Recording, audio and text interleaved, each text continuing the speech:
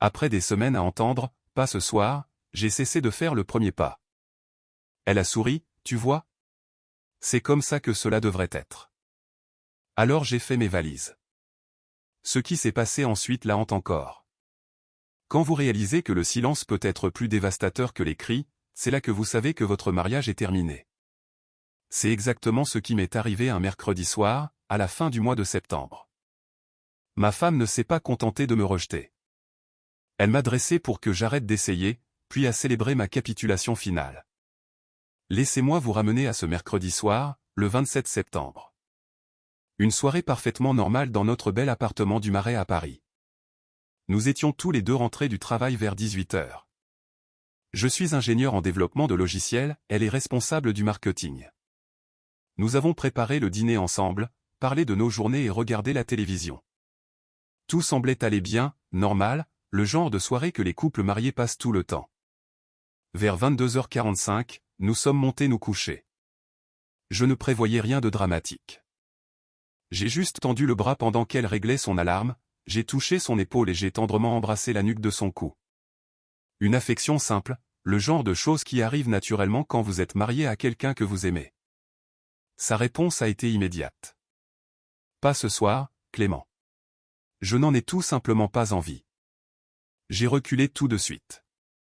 Bien sûr, je comprends. Je me suis roulé de mon côté du lit et je lui ai laissé de l'espace. Elle a semblé soulagée, s'est installée sur son oreiller et s'est endormie en 15 minutes. Pendant ce temps, je suis resté là à fixer le plafond, faisant des calculs mentaux que je n'avais vraiment pas envie de faire.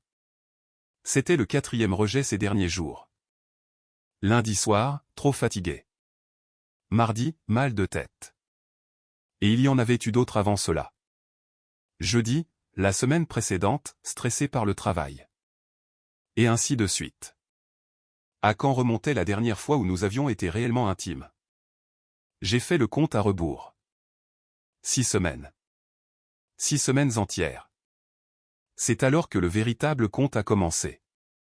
Non pas parce que je suis mesquin ou obsessionnel, mais parce que j'avais besoin de savoir si ce que je ressentais était réel ou si j'étais déraisonnable. J'ai donc commencé à faire attention. Une véritable attention, pas d'une manière effrayante, juste avec la conscience d'un homme qui soupçonnait qu'on se jouait de lui dans sa propre maison. La nuit suivante, jeudi, j'ai réessayé. Nous venions de terminer de regarder une comédie qui nous avait fait rire tous les deux. L'ambiance était légère, facile. Nous étions tous les deux de bonne humeur. Cela semblait être le bon moment. Je me suis penché et je l'ai embrassée. Elle m'a rendu mon baiser pendant environ 3 secondes, puis s'est éloignée. J'ai un appel matinal avec un client demain. J'ai besoin d'une bonne nuit de sommeil. Mathilde avait des appels avec des clients toutes les semaines. Plusieurs fois par semaine, en fait. Cela n'avait jamais été un problème auparavant, mais j'ai dit, d'accord, je me suis retourné et j'ai ajouté cela à mon décompte mental. 5 rejets en 8 jours. Le samedi est arrivé. C'était le week-end, pas de travail le lendemain. Pas d'excuse de réunion matinale. J'ai vraiment fait un effort ce soir-là. J'ai préparé un bon dîner, j'ai ouvert une bouteille de vin que nous gardions pour une occasion spéciale et j'ai essayé de créer une atmosphère romantique. Nous avons passé une excellente soirée, nous avons discuté, ri et profité de la compagnie l'un de l'autre. Quand nous sommes allés au lit vers 21 h 30, j'ai fait mon approche. Douce, affectueuse, respectueuse. J'ai trop mangé. Je me sens ballonné et mal à l'aise. Elle avait mangé une portion normale, la même quantité qu'elle mangeait toujours. Elle avait semblé parfaitement bien toute la soirée. Mais une fois de plus, je l'ai acceptée. Je me suis dit qu'elle était peut-être vraiment mal à l'aise. Peut-être que j'étais trop sensible. Peut-être que c'était normal et que je réfléchissais trop. Sauf que ce n'était pas normal. Et je ne réfléchissais pas trop. Mardi 3 octobre. Nous avions passé une soirée tranquille. Rien de stressant, rien d'inhabituel. Nous nous sommes préparés pour le lit vers 22 h. J'ai essayé de me blottir contre elle, juste pour voir où cela pourrait mener. Pas ce soir. Je sens venir un mal de tête. Elle n'a pris aucun médicament. Elle n'a plus reparlé du mal de tête. 20 minutes plus tard, elle dormait profondément, respirant paisiblement, sans aucun signe de douleur ou d'inconfort. Cela faisait 7 rejets en moins de 2 semaines, presque 7 semaines sans intimité, et je commençais à voir clairement le schéma maintenant. Vendredi 6 octobre, j'ai décidé d'être direct à ce sujet. Pas insistant, pas agressif, juste honnête. Cela faisait plus de 6 semaines à ce stade. Ce n'est pas normal pour nous, pour n'importe quel mariage en réalité, à moins que les deux personnes ne soient sur la même longueur d'onde, ce qui n'était manifestement pas notre cas. Mathilde, cela fait un moment. Le fait d'être proche de toi me manque. Pouvons-nous ne pas en faire toute une histoire? Je suis juste stressé par le lancement de la campagne. La campagne avait été lancée 3 semaines plus tôt. Elle m'avait dit que cela s'était très bien passé, que le client était ravi. Le stress d'un projet réussi qui s'est terminé des semaines plus tôt. C'était l'excuse. Mais voici ce qui m'a vraiment touché. Elle ne s'est pas contentée de me rejeter. Elle m'a fait culpabiliser d'avoir même abordé le sujet, d'en avoir fait toute une histoire, comme si j'étais le problème parce que je désirais de l'intimité avec ma propre femme. Dimanche après-midi, 8 octobre. J'ai essayé une approche différente. Spontanée, joueuse pendant la journée. Nous adorions passer des dimanches après-midi paresseux ensemble. C'était un peu notre truc au début de notre mariage. Clément, sérieusement? Nous sommes au beau milieu de la journée. C'est bizarre. Bizarre? Elle a qualifié de « bizarre » quelque chose que nous avions l'habitude de faire régulièrement. Comme si j'avais suggéré quelque chose d'étrange au lieu de quelque chose qui nous rendait heureux tous les deux. Mercredi 11 octobre. J'en avais assez de marcher sur des œufs. 8 semaines. C'est le temps qui s'était écoulé. J'avais besoin de savoir si quelque chose n'allait vraiment pas. Mathilde, je dois te demander, se passe-t-il quelque chose? Cela fait presque 2 mois maintenant. S'il y a un problème, je veux le régler. Tu mets trop de pression là-dessus. C'est pour cela que je n'en ai pas envie. Et voilà. C'était de ma faute. Je créais de la pression en désirant de l'intimité avec ma femme après 8 semaines. J'étais le problème, pas les 8 semaines de rejet. Moi. La nuit suivante, jeudi 12 octobre, j'ai essayé de mettre le moins de pression possible. Je n'ai fait aucune mention du temps écoulé. Je n'en ai pas fait toute une histoire. Juste une approche simple et désinvolte. Je suis épuisé. Pouvons-nous s'il te plaît juste dormir? Elle était restée éveillée jusqu'à 1 heure du matin la nuit précédente à regarder frénétiquement une émission sur Netflix. Mais ce soir-là, elle était trop épuisée. Très bien. Samedi matin, 14 octobre. Un nouveau départ pour la journée. Tous deux bien reposés. L'intimité matinale était autrefois quelque chose que nous apprécions tous les deux. Je n'ai même pas encore bu de café. C'est beaucoup trop tôt. 9h30 du matin, c'était trop tôt. Le milieu de la journée, c'était bizarre. La nuit, elle était trop fatiguée. Apparemment, il n'y avait plus de moment acceptable. Ce soir-là, nous sommes sortis pour un bon dîner à l'Huîtrerie Régis à Saint-Germain-des-Prés. Une soirée en amoureux, pour essayer de renouer, et essayer de faire les choses correctement. Nous avons passé un excellent moment. Nous avons discuté, ri, nous nous sommes tenus la main à travers la table. Pendant un instant, j'ai cru que nous avions peut-être franchi un cap. Nous sommes rentrés à la maison vers 22h. J'ai essayé encore une fois. Pas ce soir. Ne forçons pas les choses. D'accord. Et c'est à ce moment-là que j'ai pris ma décision. Je n'ai pas argumenté, je ne me suis pas fâché, je n'ai pas essayé de la convaincre. J'ai juste dit « d'accord » et je me suis retourné de mon côté du lit. Mais à l'intérieur, quelque chose de fondamental avait changé. J'avais fini de prendre l'initiative, fini d'essayer, fini de m'exposer au rejet.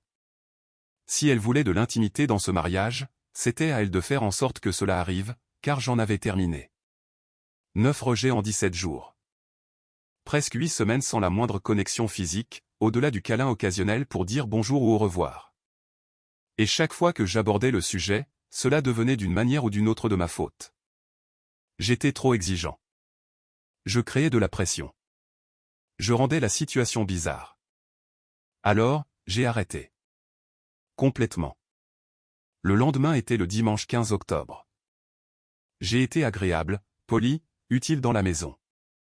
Nous avons fait des courses ensemble, nous avons déjeuné, nous sommes rentrés à la maison et nous avons regardé un film. Des choses normales de couple marié, sauf que j'ai gardé mes distances. Aucun contact affectueux. Aucun câlin pendant le film. Aucune allusion ou tentative de quoi que ce soit de plus. Mathilde n'a rien remarqué. Elle semblait parfaitement à l'aise avec cette nouvelle dynamique. Le lundi, le mardi et le mercredi se sont déroulés de la même manière. Nous avons coexisté. Nous avons parlé du travail, fait des plans pour le week-end, discuté de ce que nous allions dîner, mais j'ai maintenu une distance émotionnelle. Pas froid, pas en colère, juste neutre, comme des colocataires qui s'entendaient bien. Elle ne remarquait toujours rien. Jeudi soir, nous regardions la télévision sur le canapé. Mathilde a nonchalamment posé ses pieds sur mes genoux, une chose qu'elle faisait tout le temps quand nous nous détendions ensemble. Normalement, je lui aurais massé les pieds, j'aurais peut-être laissé mes mains remonter le long de ses jambes, et j'aurais créé une forme de connexion. Cette fois, j'ai simplement accepté que ses pieds soient là. Je ne les ai pas massés. Je n'ai rien fait.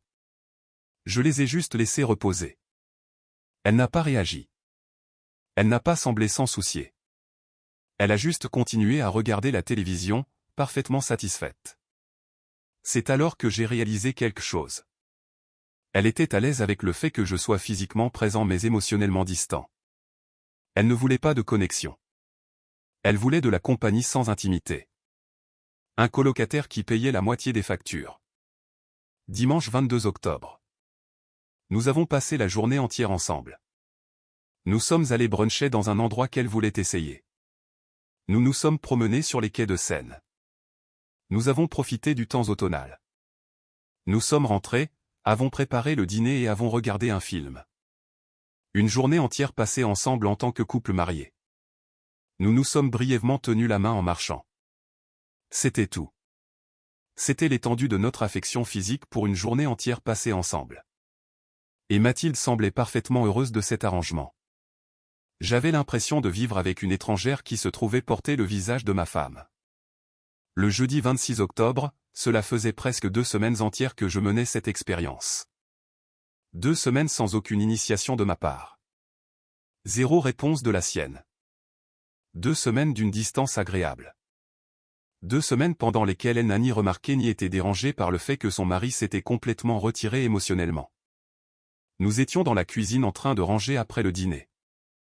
Elle était de très bonne humeur, fredonnant même en remplissant le lave-vaisselle. Elle a commencé à parler de projets pour le week-end, d'un festival qui se tenait dans le Marais. Cela a l'air amusant. Nous devrions y aller. Puis elle a dit quelque chose qui a tout changé. Tu sais, j'ai l'impression que nous nous entendons vraiment bien ces derniers temps. J'ai arrêté d'essuyer l'assiette que je tenais dans les mains. Ah oui? Qu'est-ce qui est différent? Je ne sais pas. Tu as juste l'air plus détendu, moins tendu. Elle avait raison. J'étais plus détendu car j'avais cessé de m'en soucier. J'avais cessé d'espérer. J'avais cessé de m'exposer au rejet. Bien sûr que j'avais l'air plus détendu. C'est agréable. C'est comme ça que cela devrait être. J'ai senti ces mots me frapper comme un coup physique. C'est comme ça que cela devrait être. Un mariage où je n'essaie pas, où je ne la poursuis pas, où je maintiens une distance amicale et ne force jamais pour obtenir une véritable intimité. Que veux-tu dire? Elle m'a souri. Elle a vraiment souri. Quand nous ne sommes pas tous concentrés sur ces autres choses, nous sommes vraiment bien ensemble. Tu vois? C'est comme ça que cela devrait être. Ces autres choses. Elle voulait parler de l'intimité. Elle voulait dire la connexion physique qui est censée faire partie d'un mariage. Elle avait réduit cela, ces autres choses, comme si c'était une obligation agaçante dont elle était heureuse de se débarrasser. Et elle s'en réjouissait. Elle était heureuse que j'ai abandonné. J'ai réussi à garder une expression neutre. Oui, je suppose que tu as raison. Mais à l'intérieur, tout s'est cristallisé. Elle ne voulait pas d'un mari. Elle voulait un colocataire agréable qui ne formulait aucune exigence. Et elle pensait que j'avais accepté ce rôle. Elle pensait que j'en étais heureux. Elle n'avait aucune idée de ce qu'elle venait de révéler. Cette nuit-là, après qu'elle se soit endormie, je suis resté éveillé à planifier mon départ. Le lendemain, vendredi, j'ai passé ma pause déjeuner à faire des recherches sur les avocats spécialisés dans les divorces à Paris. J'ai passé quelques appels et j'en ai trouvé un qui pouvait me recevoir. Le lundi après-midi, après le travail, j'ai roulé dans le quartier de Bastille à la recherche d'appartements. J'ai trouvé un appartement meublé d'une chambre, disponible pour un emménagement immédiat. Un bail au moins le mois. J'ai appelé le propriétaire et j'ai programmé une visite pour le samedi matin. Samedi 28 octobre, j'ai visité l'appartement. Petit, rien d'extraordinaire, mais il était à moi. Rien qu'à moi. Un endroit où je ne serais pas rejeté, où l'on ne me ferait pas sentir que mes désirs parfaitement normaux étaient d'une certaine manière mauvais, exigeants ou bizarres. J'ai signé le bail cet après-midi-là et j'ai dit au propriétaire que j'emménagerais lundi. Ensuite, j'ai appelé mon ami Bastien et je lui ai raconté ce qui se passait. Il a d'abord été choqué. Il ne pouvait pas croire que la situation s'était à ce point dégradée. Mais quand je lui ai exposé la chronologie, les rejets, les excuses, et surtout le commentaire de Mathilde sur la façon dont les choses devraient être, il a compris. Mon vieux, elle a vraiment dit ça? Qu'elle est plus heureuse quand tu n'essaies pas. C'étaient ses mots exacts. C'est froid. Qu'est-ce que tu vas faire? Je pars demain. Demain? Ne penses-tu pas que tu devrais lui parler d'abord? Je vais lui parler juste avant de partir. J'ai passé cette soirée-là à faire 2 valises pendant que Mathilde était sortie avec des amis. J'ai pris assez de vêtements pour quelques semaines, j'ai mis les valises dans le coffre de ma voiture, je suis rentré à l'intérieur et j'ai attendu. Dimanche matin, 29 octobre, le jour où tout s'est terminé. Mathilde a fait la grasse matinée. Elle s'est réveillée vers 10 heures, est descendue en pyjama, l'air détendue et heureuse, s'est préparé un café et a commencé à faire défiler l'écran de son téléphone à la table de la cuisine. Je l'ai observée pendant 1 minute, complètement absorbée par ce qui se trouvait sur cet écran, parfaitement satisfaite dans sa petite bulle. Elle a levé les yeux quand je me suis assis en face d'elle. Bonjour. Tu as bien dormi? Mathilde, il faut que nous parlions. Elle a posé son téléphone et m'a accordé son attention. D'accord, qu'est-ce qu'il y a? Je déménage demain. La confusion sur son visage aurait été drôle si la situation n'était pas si sérieuse. Elle a vraiment ri, comme si j'avais fait une sorte de blague qu'elle n'avait pas comprise. Quoi? De quoi parles-tu? Je m'en vais. J'ai déjà trouvé un appartement à Bastille. J'ai fait mes valises. Je déménage demain. C'est une sorte de blague? Clément, qu'est-ce qui se passe? Tu m'as dit jeudi comment les choses devaient être entre nous. J'ai écouté. Quand nous parlions dans la cuisine, tu as dit, c'est comme ça que cela devrait être, quand nous ne sommes pas concentrés sur ces autres choses. Quand j'ai arrêté d'essayer. Clément, je voulais juste dire que nous nous disputions moins. Nous ne nous sommes pas disputés parce que j'ai abandonné. J'ai arrêté de prendre l'initiative. J'ai arrêté d'essayer d'avoir une intimité avec ma propre femme. Et tu as célébré cela. Ce n'est pas ce que je voulais dire. C'est exactement ce que tu voulais dire. Tu étais plus heureuse quand j'ai cessé de te désirer. Tu déformes mes propos. 2 semaines, Mathilde. Je ne t'ai pas touché une seule fois. Je n'ai rien essayé. Et tu as été la plus heureuse que tu aies été depuis des mois. Tu as littéralement souri et tu m'as dit que c'était comme ça que cela devrait être. J'aime juste le fait qu'il n'y ait eu aucune pression. Il n'y a pas eu de pression. J'ai été patient pendant 8 semaines. 9 rejets en 17 jours. J'ai compté chacun d'entre eux. Son visage a alors changé. La confusion s'est transformée en attitude défensive. Tu comptais? Je faisais attention. Il y a une différence. Et alors? Tu pars parce que nous n'avons pas eu assez de relations sexuelles? Je pars parce que tu ne veux pas de moi et que tu en es heureuse. Ce n'est pas vrai. Tu as littéralement souri et dit c'est comme ça que cela devrait être quand j'ai arrêté d'essayer. Je ne le pensais pas de cette façon. Comment le pensais-tu? Elle n'a pas répondu. Elle m'a juste fixé, essayant probablement de trouver comment reformuler ce qu'elle avait dit, comment faire en sorte que cela paraisse différent de ce que c'était de toute évidence. C'est bien ce que je pensais. Clément, tu es théâtral. Chaque mariage traverse des phases. Ce n'est pas une phase. C'est ce que tu es. Tu veux un colocataire, pas un mari. Ce n'est pas juste. Ce qui n'est pas juste, ce sont 8 semaines de rejet. Ce qui n'est pas juste, c'est de me dresser à arrêter d'essayer, puis de faire la fête quand je le fais. Je ne t'ai jamais dressé. Chaque excuse, chaque rejet, chaque nuit tu as été soulagé quand je me suis retourné et que j'ai abandonné. Tu m'as dressé parfaitement. Et jeudi soir, tu m'as dit à quel point tu étais heureuse des résultats. Alors, c'est tout? Tu t'en vas, tout simplement? Tu as déjà quitté ce mariage, Mathilde. Tu as décroché il y a des mois. Je ne fais que rendre les choses officielles. Nous pouvons réparer cela. Réparer quoi? Tu ne penses pas que quoi que ce soit cassé. Tu es heureuse de la façon dont les choses sont. Tu l'as dit toi-même. Je ne suis pas heureuse que tu partes. Mais tu étais heureuse que j'abandonne. Elle s'est mise à pleurer à ce moment-là. De vraies larmes, le genre de larmes qui m'auraient peut-être ému quelques semaines plus tôt, mais j'avais moi-même pleuré pour m'endormir trop de nuits après avoir été rejeté. J'avais ressenti la douleur de ne pas être désiré par ma propre femme pendant trop longtemps. Ces larmes maintenant ne changeaient rien. S'il te plaît, ne fais pas ça. Tu l'as déjà fait. Je ne fais que l'accepter. Pouvons-nous s'il te plaît juste en parler? Nous sommes en train d'en parler. Et tu n'as toujours pas dit que tu me désirais réellement. Tu es juste contrarié que je parte. Le silence qui a suivi m'a dit tout ce que j'avais besoin de savoir. Elle ne pouvait pas le dire. Elle ne pouvait même pas prétendre vouloir l'intimité qu'elle rejetait depuis des mois. Elle ne voulait tout simplement pas du désagrément de mon départ. C'est la réponse dont j'avais besoin. Je reviendrai cette semaine pour le reste de mes affaires. Clément, attends. J'ai attendu assez longtemps, Mathilde. 8 semaines, 9 rejets, 2 semaines pendant lesquelles tu n'as pas remarqué que je m'étais complètement replié sur moi-même. J'ai fini d'attendre.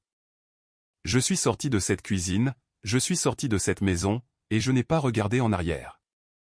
Je suis monté dans ma voiture où mes valises étaient déjà prêtes et j'ai conduit jusqu'à mon nouvel appartement à Bastille, à 5 km de la femme que j'avais épousée. Mais j'avais l'impression d'être dans un univers différent. Un univers où je n'avais pas à me préparer au rejet chaque soir. Où je n'avais pas à me demander si le fait de désirer de l'intimité avec ma conjointe faisait de moi quelqu'un d'exigeant, de bizarre ou de trop envahissant. Où je pouvais simplement exister sans me demander constamment ce qui n'allait pas chez moi. Lundi matin, j'ai rencontré l'avocat spécialisé en divorce à 14 heures. Il m'a posé les questions habituelles. En étais-je sûr? Avions-nous essayé la thérapie de couple? Y avait-il une quelconque chance de réconciliation? J'en suis absolument sûr. Nous n'avons pas besoin de thérapie. Et non, il n'y a aucune chance. Il m'a expliqué la procédure. Le divorce par consentement mutuel en France est assez simple lorsqu'il n'y a pas d'enfants et un minimum de biens partagés. Nous pourrions régler cela en quelques mois. Déposons le dossier aujourd'hui. Il a semblé surpris par ma détermination, mais il a rédigé les documents. Je les ai signés. Il a dit qu'il contacterait l'avocat de Mathilde une fois qu'elle en aurait engagé un. Mon téléphone n'avait pas arrêté de sonner de toute la matinée. Cet appel manquait de Mathilde. Une douzaine de messages textes. J'ai finalement répondu par un seul message, les papiers sont déposés. L'avocat te contactera. Mardi, elle s'est présentée sur mon lieu de travail.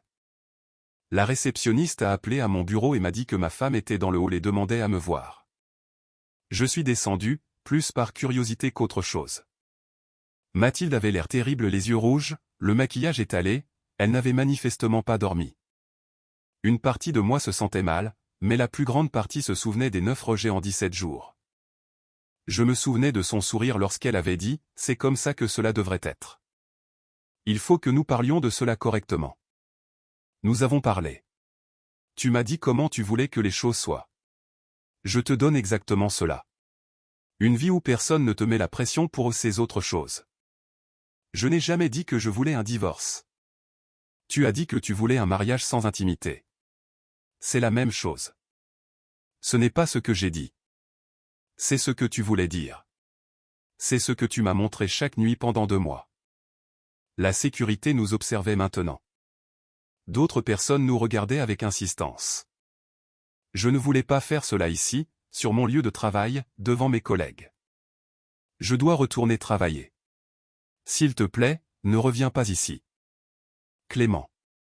Mathilde, rentre chez toi. Parle à un avocat.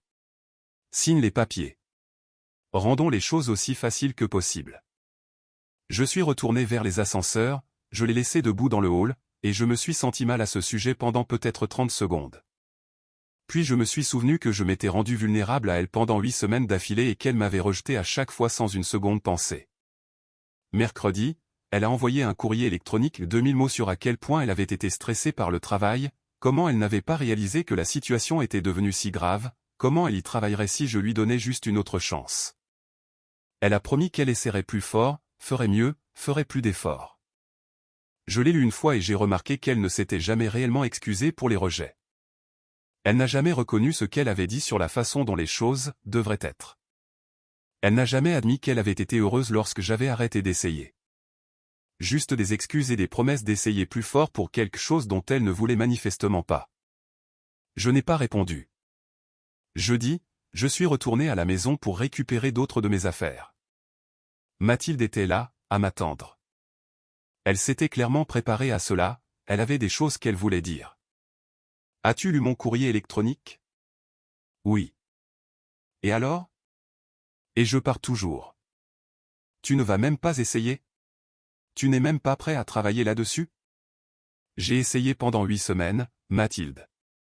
Tu n'as rien remarqué. Tu ne t'en es pas soucié. Et quand j'ai arrêté, tu as célébré cela. Il n'y a rien sur quoi travailler.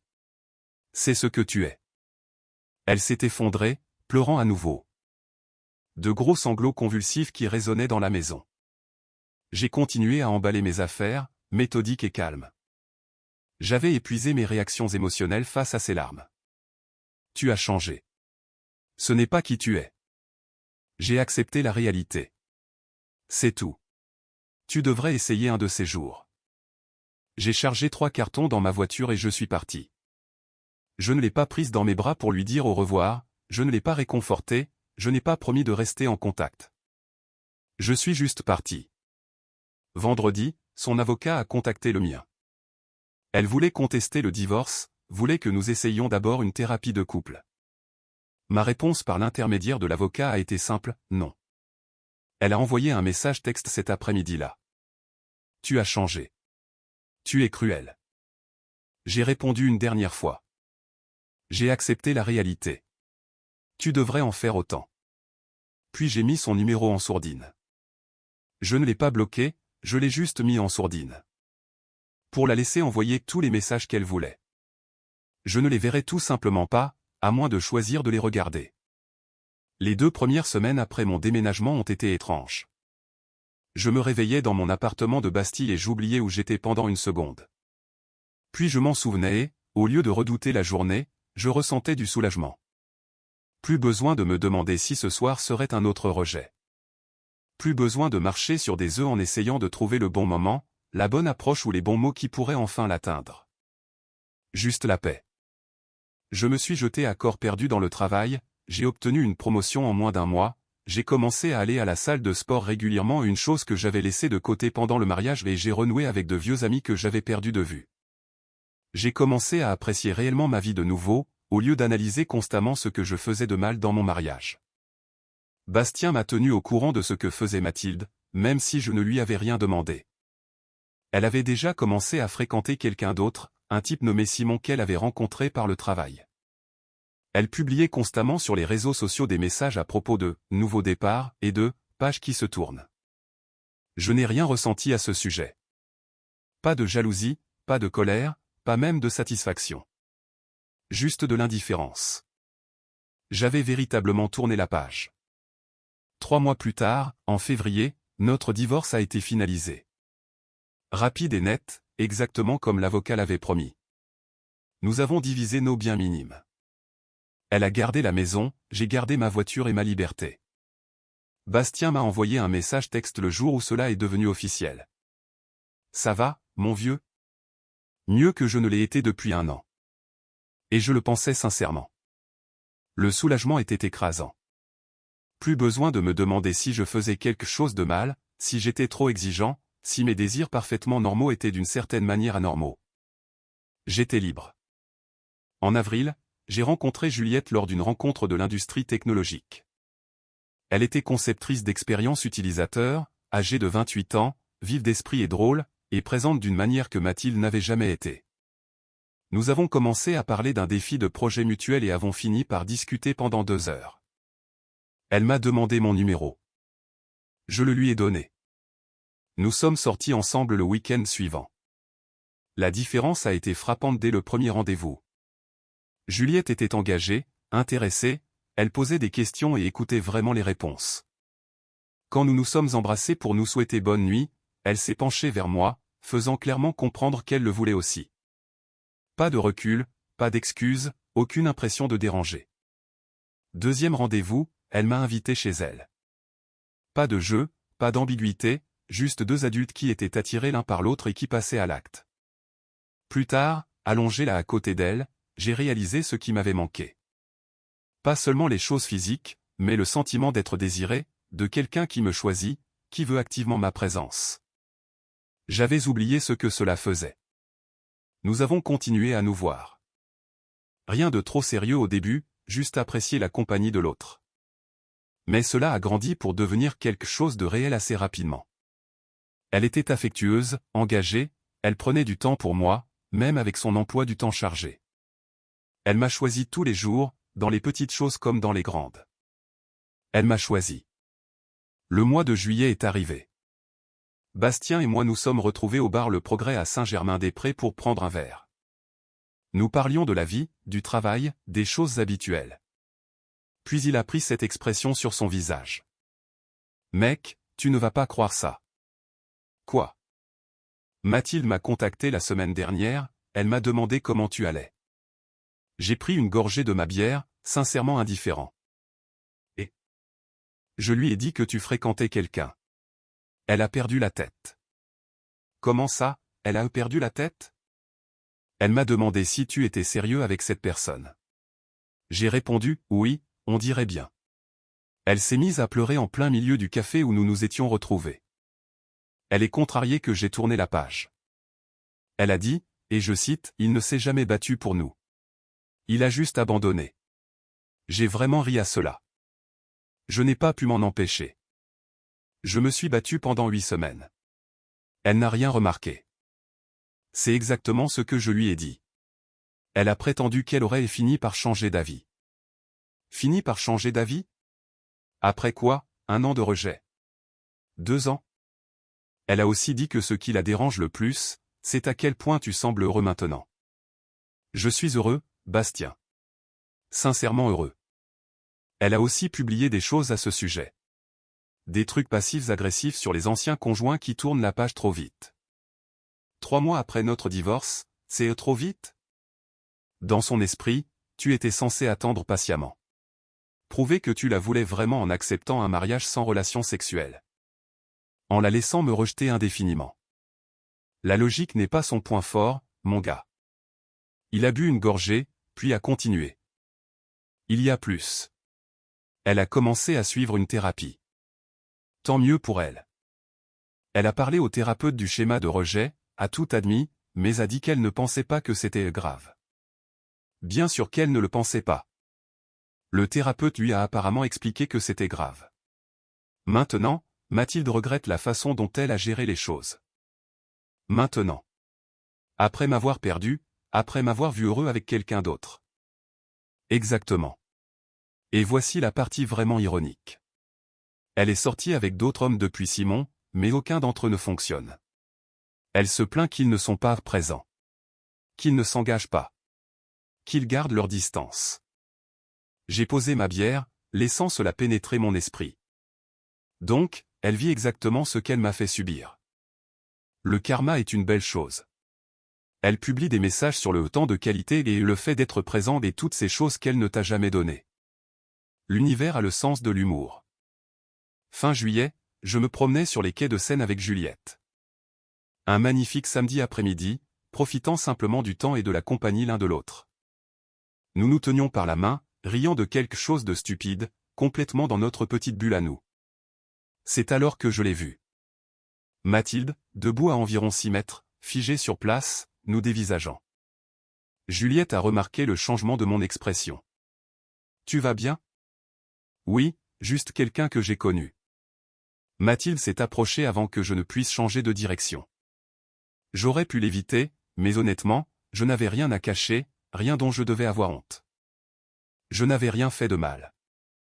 Clément. Mathilde. Juliette nous a regardés à tour de rôle, confuse mais polie. J'ai fait les présentations, gardant ma voix désinvolte et calme. Juliette, voici Mathilde, mon ancienne femme. Mathilde, voici Juliette. J'ai regardé le visage de Mathilde pâlir. Elle ne s'était clairement pas attendue à cela. Elle ne s'attendait pas à me voir si heureux, si à l'aise avec quelqu'un d'autre.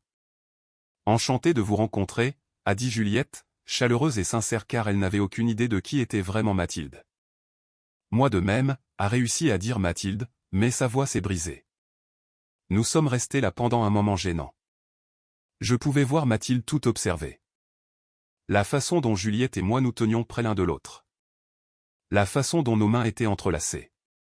Le confort naturel entre nous. Tout ce qu'elle et moi n'avions jamais eu, du moins pas au cours de la dernière année de notre mariage. « Eh bien, nous devrions y aller, » ai-je dit.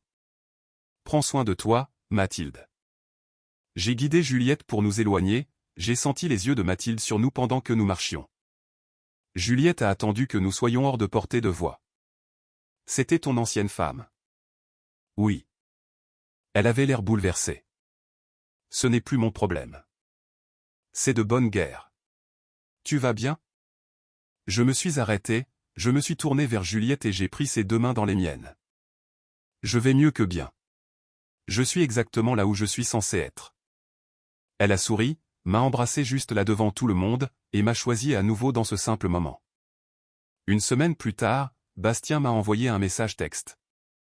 Mathilde t'a envoyé un message. Tu devrais peut-être vérifier. J'avais ignoré les messages mis en sourdine pendant des mois. J'avais peut-être 60 messages non lus de sa part qui m'attendaient. J'ai ouvert la discussion et j'ai fait défiler jusqu'au plus récent. Je comprends maintenant. Je suis désolé. J'ai fixé ces mots pendant un long moment. J'ai pensé à répondre avec tout ce que j'avais voulu dire pendant des mois. J'ai pensé à lui dire exactement à quel point elle m'avait blessé, combien de nuits j'avais passé à me demander ce qui n'allait pas chez moi, à quel point son rejet m'avait profondément blessé. Au lieu de cela, j'ai tapé une seule phrase, « J'espère que tu trouveras ce que tu cherches. » Sa réponse est venue immédiatement. Je l'avais. Je ne m'en suis tout simplement pas rendu compte jusqu'à ce que ce soit parti. Je l'ai lu 2 fois. Je n'ai absolument rien ressenti. Pas de satisfaction, pas de colère, pas de justification, juste rien. Elle avait compris trop tard. Et c'était son problème à porter, pas le mien. Je n'ai pas répondu. J'ai juste bloqué son numéro et supprimé tout le fil de la conversation. J'ai complètement fermé ce chapitre. Elle voulait un mariage où j'arrêtais d'essayer, où je ne la poursuivais pas, où je maintenais une distance agréable et ne lui mettais jamais la pression pour ces autres choses. Je lui ai donné exactement ce qu'elle avait demandé, mon absence complète et totale. Elle a fait la fête quand j'ai cessé de faire le premier pas, elle a souri et m'a dit, c'est comme ça que cela devrait être. Alors, j'ai fait mes valises et je l'ai rendu permanent. Je lui ai donné l'espace qu'elle voulait clairement, sauf qu'il s'est avéré que c'était plus d'espace qu'elle ne l'avait anticipé. Maintenant, elle comprend ce qu'elle a perdu. Mais la compréhension est venue trop tard. Après qu'elle m'ait dressé à arrêter de la désirer. Après qu'elle m'ait fait clairement comprendre que mon affection était un fardeau. Après qu'elle m'ait montré qu'un mariage avec elle signifiait un rejet constant et d'être blâmée pour vouloir une connexion. Elle publie maintenant des messages sur les réseaux sociaux à propos de trouver le « véritable amour ». À propos de partenaires qui sont présents. À propos de l'importance de l'intimité et de la présence. Toutes les choses qu'elle n'a pas pu me donner. Toutes les choses pour lesquelles elle m'a rejeté de les vouloir. Pendant ce temps, j'ai trouvé quelqu'un qui veut vraiment que je sois là, qui n'a pas besoin d'excuses pour m'éviter, qui ne célèbre pas ma distance émotionnelle, qui comprend que le mariage signifie plus que partager un espace et diviser les factures. Juliette me choisit tous les jours.